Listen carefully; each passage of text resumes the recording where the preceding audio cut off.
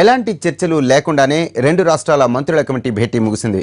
Governor నరసింహతో జరిగిన ఈ భేటీలో చాలా విషయాలు చర్చకు వచ్చాయి. ఉమ్మడి ఆస్తులు, ప్రత్యేక హైకోర్టు తదితర అంశాలపై చర్చించారు. అయితే పంపకాలపై ఎలాంటి నిర్ణయాలు తీసుకోలేదు. మరోసారి ఈ నెల 9నే భేటీ అవ్వాలని నిర్ణయించారు. రెండు రాష్ట్రాలు పరస్పరం సహకరించుకొని ముందుకు వెళతామని ఏపీ, తెలంగాణ మంత్రులు అన్నారు.